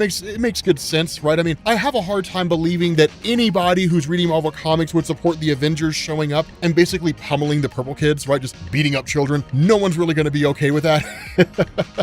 And so essentially, it's the champions jumping in as a way to basically save their Purple Children. Now, I have to believe that one of the things that Chip Zdarsky is toying with here is the possibility that we could actually see the Purple Children stepping in and becoming in some capacity involved with the champions, right? The champions are basically just the teenage superheroes, or the most popular teenage superheroes in Marvel Comics, right? That you got Kamala Khan, you've got Miles Morales and Sam Alexander Nova and a couple others, just the young popular superheroes, right? They're kind of like the cool kids table when it comes to the superhero community. But basically being there and saving them, right? Helping to rescue the Purple Children, it's one of those things where it's like, we could potentially have them there. Now, where the rest of the team, right? What's left of the Avengers essentially goes to face off against the Thunderbolts, suddenly Abomination Abomination arrives on the scene. Now, here's the thing. We never really have done a whole lot of coverage when it comes to Emil Blonsky, right? Covering Abomination and talking about his character. He's not necessarily on par with the Incredible Hulk insofar as like the Incredible Hulk gets stronger the angrier he gets, but the Abomination is no slouch. He's more than enough for everybody here. The other thing about this is that he's basically a criminal with a badge. And because of the fact that Kingpin is approaching this from a kind of by whatever means necessary approach, it means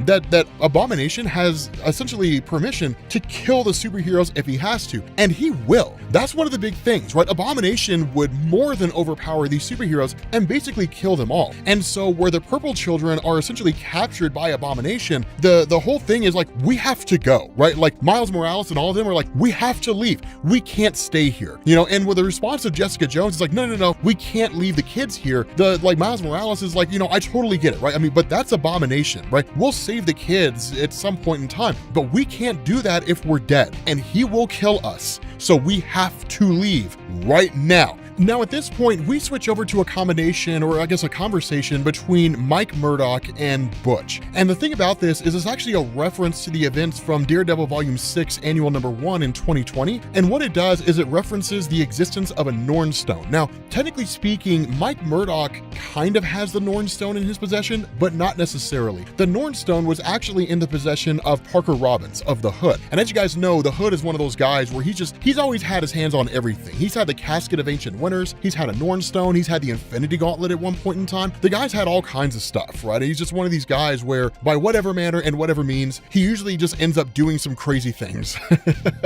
Parker Robbins is a really cool character, and I really hope he joins the MCU one day, like as the Hood. But the Norn Stone, as it's explained to us in terms of its use, which is seemingly what's going to apply here from Daredevil Annual, that Parker Robbins describes the Norn Stone as basically being something that can rewrite reality. Now, while the Norn Stones have been depicted in different ways over the years in Marvel Comics, in Spider-Man, or I guess Symbiote Spider-Man Crossroads number 4, one of the things that was given to us is that the Norn Stones were seemingly created by the Celestials in the early days of the universe in order to allow the Celestials to explore other realities, to basically leave the universe and explore other universes. So essentially the Norn Stones were keys to the door that allowed them to access the multiverse. Whether or not that's still a part of Marvel's continuity, I'm not 100% sure, because the practical use of the Norn Stones has changed so much over the years that they're not really based or rooted in their original intention. In more recent years, the Norn Stones have just kind of become synonymous with the Asgardian mythos, right? So Thor and Odin and all that kind of stuff, especially when you look at stories like Thor Disassembled or Thor Ragnarok as you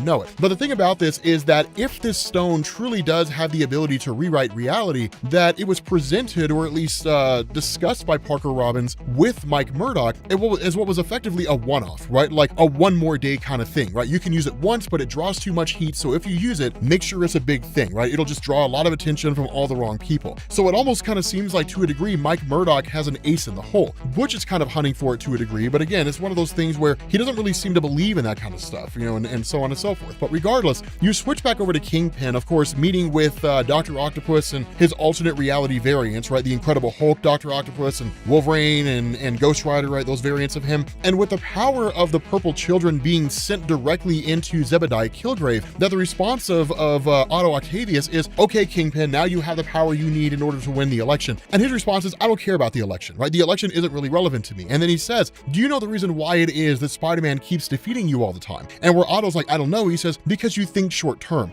You never think about the bigger picture. And this is true, because what happens here is that with Otto Octavius being carried away with his own machinations, he never gave any thought to Kingpin plotting against him. And so while he has his variants here, Kingpin, who's still in possession of the Purple Man's power, seizes control of the variants of Otto Octavius and then has them throw Otto out of a building, right? Like out of the building itself. Then he directly instructs Zebediah Killgrave, who has an inhibitor collar on, so his powers can be used, they can't really run awry, but in effect, it allows Kingpin to basically dominate Zebediah Killgrave, or at the very least, Killgrave possibly doing it of his own accord. He unleashes them on the city and just says, kill every superhero you can find. It doesn't matter who they are, kill them all. every single superhero. Now, this brings into sharp relief the danger of Zebediah Killgrave. I've been saying this for the longest time. Yes, Killgrave was really, really cool in Jessica Jones, and in fact, he was the best part of that show. But the reality of Zebediah Killgrave is he's a massive threat, right? He is an Avengers movie threat if the MCU ever decides to change their tune and make another Avengers film. He could be a legitimate contender, because all it would take is for him to like walk into Avengers Mansion and just say, everybody kill yourselves. And with the exception of somebody like the Incredible Hulk, who you could actually finagle to fall under the control of Killgrave, they would all die, right? That's the level of power Killgrave has. Or he goes into the Avengers Mansion and takes over the team. And in the movie, it plays out where he uses the Avengers to conquer the world. It's not outside the realm of possibility. He is a highly slept on,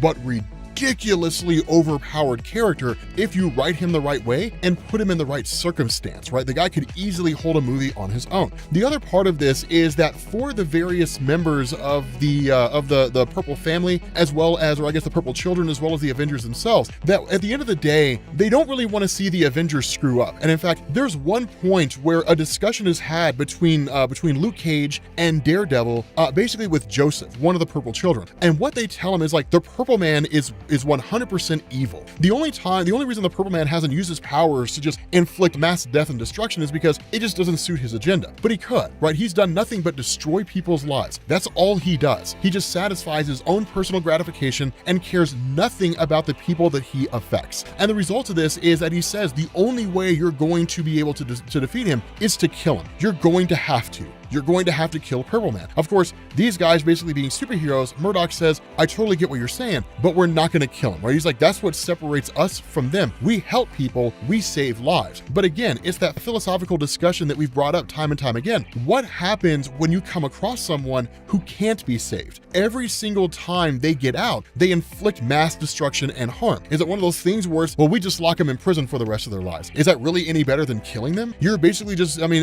in some places, depending on who you talk to and what psychological studies you read, death would actually be a more forgiving punishment, right? You guys ever get a chance, look up the psychological studies that deal with the idea of what is it, solitary confinement, and how it'll totally screw you up. Executing them is preferable. The kind of coming from this perspective with somebody like Purple Man and saying, no, we shouldn't kill him, we should just lock him up for the rest of his life. Some would argue that's cruel and unusual punishment, right? You'd be better off just killing him. But regardless, it's just one of those things where it's kind of a philosophical debate back and forth between whether or not it's okay to kill a villain that refuses to be redeemed. And so ultimately what ends up happening here is, of course, you basically have a coming together of the various Autos and so on, right? Who just basically realize that, like, you know, now that they're out of the influence of the Purple Man, the powers wear off and that they kind of regain their normal selves, and they're there just in time to face off against the Avengers, who of course jump in. And so now it's essentially all the forces of Kingpin versus all the forces of the Avengers, which leads to a mighty fight, right? Like a mini Civil War conflict, but a really cool conflict nonetheless, right? It's really awesome, because what you end up getting is Spider-Man says, sorry, Otto, as usual, you don't rate very high on my list of priorities unless you've seen a certain Purple Man running around. We'd love to talk to him. And this voice seemingly comes out of nowhere and says, of course, as long as you don't mind it being a group conversation. And this is what makes things ridiculously difficult for the Avengers. And it's one of the things that makes Killgrave so cool. He seized control of the city of New York. Like ultimately they're like, he's got everybody, right? Like all these innocent people, just all these people are here and they're all descending on the Avengers. What do you do here, right? Because each one of these people controlled by the Purple Man will, under the influence of the Purple Man, fight to the death in order to keep him alive. So how do you defeat the Purple Man without harming any innocent civilians? I don't know the answer to that question, because what we end up doing is switching over to Mike Murdock, that once he seems to get into his place, that, or at least maybe Matt's place, that what this is of course the whole thing being torn apart. He ends up calling Butch, believing Butch is looking for the Norn Stone that allows to rewrite reality and all that kind of stuff. But when that happens, he's met by the arrival of Kingpin. Now remember, Mike Murdock is the twin brother of Matt Murdock, who was basically created into existence accidentally by an Inhuman that could bring to life anything they read. And because Mike was an identity that Matt had used at one point in time, Mike was accidentally brought into existence by that guy's ability to rewrite reality. The problem is, Kingpin doesn't know this. Kingpin looks at Mike Murdock and believes he's Matt. Now, part of this could also be because Kingpin is just absolutely incensed. Like if he was more logical and more reasonable, he'd be able to understand what's actually going on here in this situation. But the truth about it is that he doesn't, right? He's so pissed off that at the end of the day, he sees nothing but absolute hatred and vitriol for Matt Murdock, that when he looks at Mike, he sees Matt. Now, one of the things that we said at the beginning of this story, we were kind of explaining the nature of Mike Murdock, is that he'd been around for a little while. But most likely what would happen is that things would go in a direction to where Marvel would basically write him out. And that's exactly what looks like it happens here. That literally, because what's going on, because he believes it's Matt, he takes all his anger out on Mike, believing that he's basically been betrayed, just screaming at him like, no more, right? Like, no more stuff. And just basically seemingly beats him to death when somebody walks in and sees him doing it, and he simply just says, no more, right? Kingpin loses his mind and beats who he believes to be Daredevil to death. In the last issue, we basically picked up, or at least we had this event where the Purple Man, who was basically being directed by Wilson Fisk, had essentially ensnared a good chunk of the people in Manhattan. Not all of them, right? Not everybody, but a lot of them. Like, certainly enough that the Avengers have to face off against them. Now, there's also people like Wolverine, different things like that. Now, this is a bit of an inconsistency here, and here's the reason why. So when it comes to the powers of the Purple Man, remember, they're basically a result of pheromones. And so that's why people like Wilson Fisk can overcome the power of the Purple Man, because their willpower is strong enough. Wolverine technically should not be ensnared. The other thing that we have to keep in mind, though, is that this is not Wolverine from the main Marvel Universe. This is Dr. Octopus Wolverine. And so looking at that and looking at like the Dr. Octopus Incredible Hulk, both of which are from alternate realities, that seemingly they have the same nature and structure of like Wolverine and the Incredible Hulk, but they lack the components that would help them to resist the power of the Purple Man. So it is kind of a way for Chip Zdarsky to basically say, maybe in some form or fashion, Wolverine could potentially be corrupted by the Purple Man. Although given Marvel's traditional history, again, that's not something we would readily see. So I felt like that was something worth pointing out, because I imagine a lot of people who didn't pick up on the fact that this is like the Dr. Octopus alternate reality version of Wolverine would be like, that doesn't make any sense. Wolverine in the main Marvel Universe should not be caught up by the Purple Man. You're right, it's just a different version of the character. But the bigger thing that goes on here is that the superheroes who are not ensnared by the Purple Man have to contend with like the average person, right? Just your normal average Joes. And that's kind of a big deal, because they have to basically keep them at bay, they have to fight them off, but they don't want to hurt them at the same time, which is kind of the benefit of the Purple Man here, because it's basically taking the nature of the superheroes and using it against them. The bigger thing that goes on here, though, is that in the middle of this fight, Matt Murdock gets a call that Mike has been killed. Now, here's the thing. When Matt Murdock gets this call, he's basically told that Matt is dead, right? Because at the end of the day, Kirsten McDuffie does not know that Matt Murdock is Daredevil. But as you guys know, Matt's twin brother is Mike. And so while Matt's like, okay, that's weird because I'm alive and well, he immediately picks up on the fact that what Kirsten actually saw was Wilson Fisk killing Mike Murdock. And so that's when he realizes his brother's basically dead. Now, we called this, right? Like, we said Mike Murdock was going to die. We said, like, it's only a matter of time before it happens, because he's a character that doesn't really serve a purpose anymore. And so Marvel was like, we'll just get rid of him and just replace him with somebody else. It's one of the things, right? You read Marvel comics enough, long enough, you can figure out where they're going with particular characters when they stop using them for anything significant after a while. But the death of Mike is not limited to how it impacts Matt. In fact, it'll also impact the son of Kingpin, Butch, and we'll talk about him here in a little while. But again, doing what they can here, at least the various superheroes facing off against these various villains, Daredevil ultimately ends up taking off to basically find Wilson Fisk with the intention of killing Wilson Fisk, because Wilson Fisk had killed his brother Matt. Now, this is an important thing, and in a lot of ways, while it does kind of focus on sort of a coming to of this battle between like Wilson Fisk and Daredevil, the reality is that this is a long time coming. And while there have been stories in the past where like Matt Murdock just gives Wilson Fisk the business for any number of reasons, this has a kind of finality to it, right? Like the final fight between like Batman and the Joker, or like the final fight between Superman and Lex Luthor. This kind of seems to fit that mold in a lot of different ways, because the reality here is that Wilson Fisk has done a lot of things to get back at Daredevil. He's dumped his identity to the world. Technically, it was Karen Page who sold the identity of Daredevil as Matt Murdock, but nonetheless, there's been a lot of things that Wilson Fisk has done. But this is one of those things where it's kind of the straw that broke the camel's back. Wilson Fisk, in terms of killing Mike Murdock, believing he'd actually killed Matt, at the same time doing all this stuff in terms of like outlawing superheroes and so on and so forth. It's one of those things where Matt's like, enough, right? Like this is like, enough is enough. This guy's got to die. Now make no mistake, for Matt, it's personal, right? It's a very personal thing because Wilson Fisk going after superheroes or whatever, right? That's just Wilson Fisk doing what you ultimately would have expected him to do as the mayor of New York. It was only a matter of time. Killing the brother of Matt Murdock, that's breaking a line, right? That's crossing a line that just is not acceptable. And so from there, you basically switch over to Wilson Fisk meeting with TYPHOID Mary. Now again, the two of them are basically a couple, right? They're romantically involved with each other, but Wilson Fisk, believing he'd killed Matt, had told her, we're done. Like everything's done. Like it's just time to go. It's time to walk away. The problem is that as they're leaving, they're suddenly met by Elektra. Now remember, Elektra is kind of like a newer-ish version of Daredevil. Now at the moment, Elektra is kind of like this kind of Daredevil, kind of not, right? She's just sort of doing her own thing. She had taken up the mantle when Daredevil was basically locked up and just hadn't given it up, right? It was just a way for Marvel to kind of be like, we're elevating Elektra beyond basically the old Frank Miller days when she was just the chick that was hot that Matt Murdock probably banged a few times, and she's just a really good assassin, right? And instead, like they're moving her into a different echelon where it's really her and Matt Murdock working as a team. And in reality, this is long overdue, right? Like Elektra's literally been one of those characters where she's just been the same character forever. So it's cool to see Marvel, despite the fact that it's something they haven't really done since the 80s, it's cool to see Marvel just elevate her and move her in a different direction and give her like a wholly different role that's far beyond anything she's ever done before, particularly in the realm of Daredevil comics. So I'm definitely digging that. But in the midst of this, of course, where she's going to attack Kingpin, ultimately Matt's like, no, if Kingpin dies today or when he dies today, I'll be the last thing he sees. And the crazy thing is that like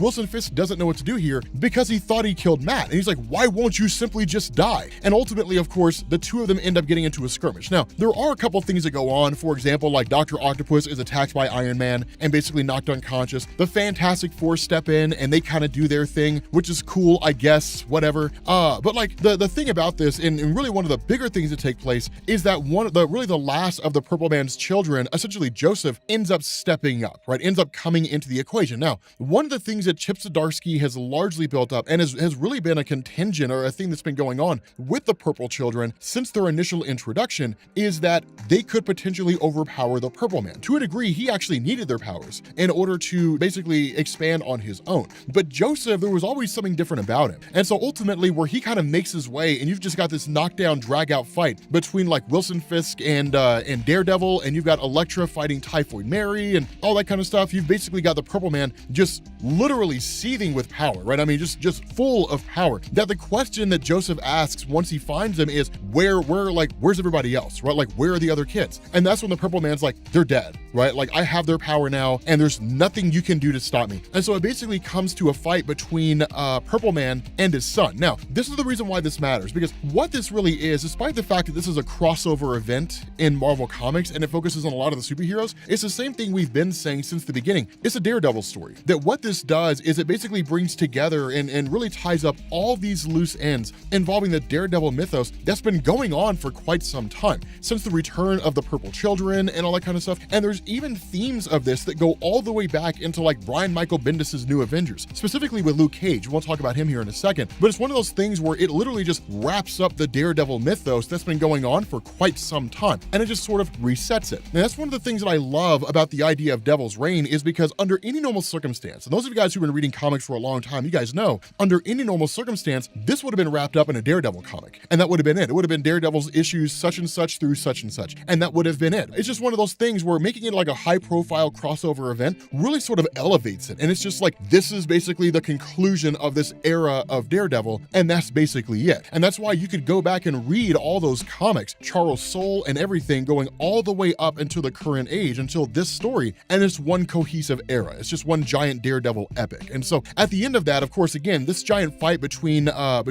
Daredevil and Kingpin, it begins to come to a head when basically Daredevil's just like thrown into a car, right, and like really injured, and then he grabs the staff of Kingpin, which contains a portion of the Purple Man's power. And when he says, like, I want you to suffer, Kingpin, like, I want you to suffer for all the things that you've done, I want you to think about all the lives that you've destroyed, he's just like, done, right? And then just goes back to attacking Daredevil. Because again, Wilson Fisk's fortitude, right, his just willpower overrides overrides the power of the Purple Man. And that's why I say Kilgrave is a really, really cool villain, but he only works under certain circumstances. That's why like the Jessica Jones story in Alias by Bendis was so good, is because she was just a young, naive superhero who had no idea what she was getting into when she stumbled across the path of the Purple Man, because her willpower just wasn't quite there yet. She hadn't really built herself up and gained the confidence she needed in order to overpower the influence of the Purple Man. Now she does, right? If Zebediah Kilgrave goes running up on Jessica Jones, she's gonna scoff off his powers and then beat the hell out of him. That's exactly what's gonna happen. Those two have beef, but it's really, really cool, right? It's just one of those cool elements. And so knowing that doesn't necessarily work, then we switch over to Luke Cage, because at this point, this fight between Daredevil and Wilson Fisk is just an intense fight, just like a knockdown, drag out fight. And that's why you have these moments where you have Chip Zdarsky sort of bouncing back and forth between these scenarios, where like Matt Murdock cracks Kingpin across the face with his own cane, right? And literally just creates these gashing wounds. And like Wilson Fisk is just pummeling, just absolutely attacking Daredevil as best he can. They're literally trying to kill each other, right? It's just decades of hatred, at least in terms of comic publication history, coming to a head in this story. But for Luke Cage, he makes this amazing moment where what he does is he basically takes the device that's used to basically ensure that he's not influenced by the Purple Man, and he gives it to Joseph. So that way, Joseph won't be overpowered by his own father. And that's when Kilgrave is like, that's a ridiculous thing. And he says, Mr. Cage, kill my son. And that's the cool thing, is because where Luke Cage looks like he's getting ready to kill him and destroy this kid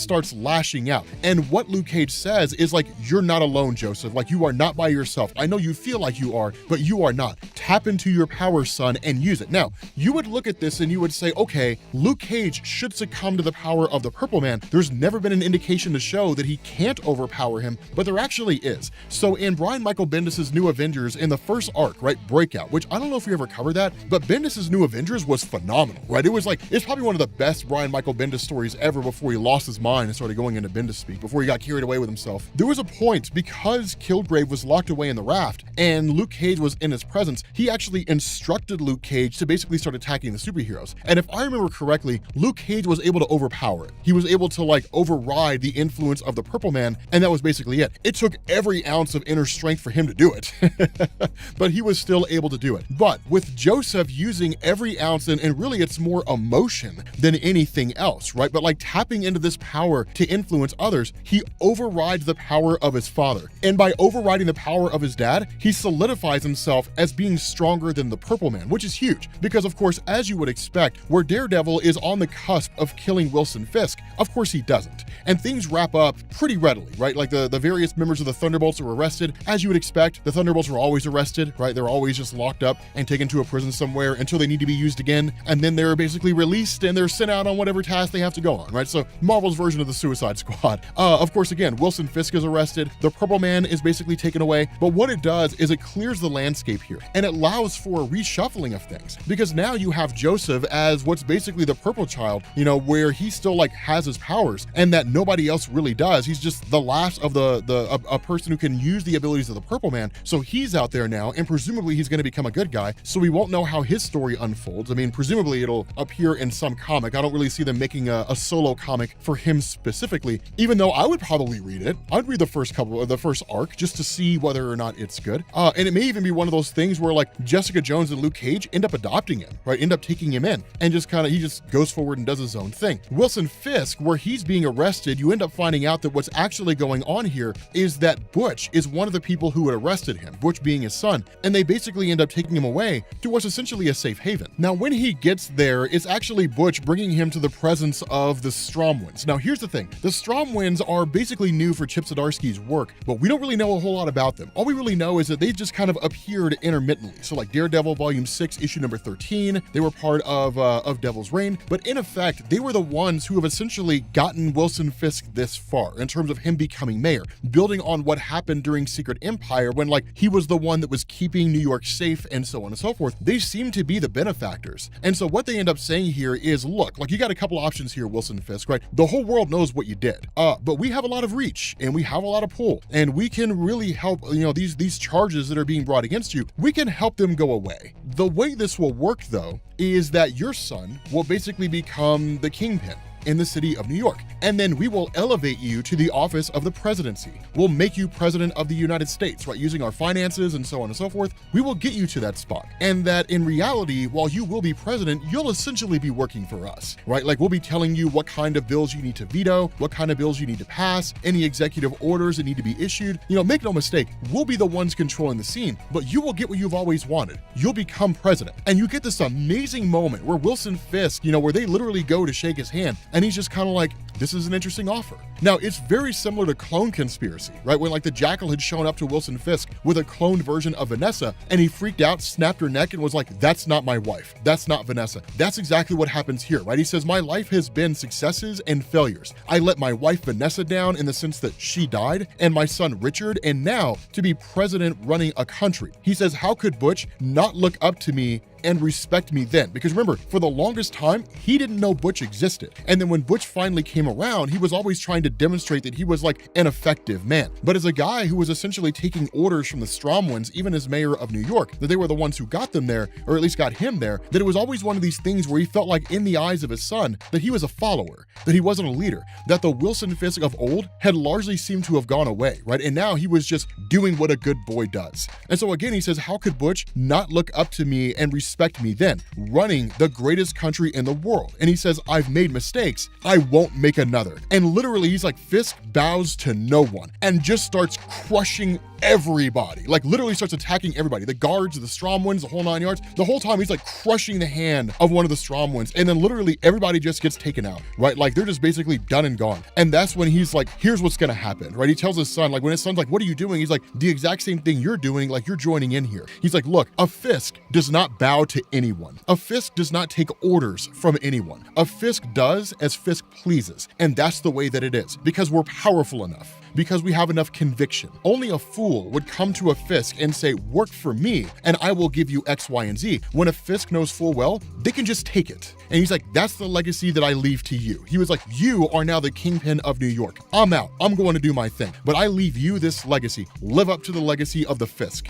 Do not let anybody out there tell you what you will or will not do. If there is something that you want, take it. And those who are too weak will let you have it. And those who are too strong will be stupid enough to challenge you. So do what you please. That's the way we as Fisks operate. He's like, after all these years, this is my gift to you, boy, your inheritance, and walks away. Now, during this conversation, what he had let slip is that he had murdered Matt Murdock, and that ultimately, this is when Butch realizes it was not Matt Murdock the Kingpin killed. It was Mike Murdock. It was his friend. And so as a result of that, the question's kind of up in the air. What happens next? Does Butch live up to the legacy of the Fisk, or does Butch basically become a good guy and actually turn against his father? Does he become an ally of Daredevil? We're not entirely sure. But the week following this is when we start to get a kind of follow-up. This is really more of like a epilogue. This is tied directly into the story and really gives us the next direction for the Daredevil series, which is that Elektra Natchios and Matt Murdock are essentially teaming up to form the Fist. That what they are going to do is basically become this kind of antithesis of the Hand. Now, in recent years, and not even really recent years, but like in years past, that was the role that was played by the cast. The reality of this is that they're not really a part of the picture anymore. And so because of that, something has to stand against the role of the Hand, always influencing and always involving things. But the reason why the Hand is chosen, make no mistake, the reason why that group is chosen as being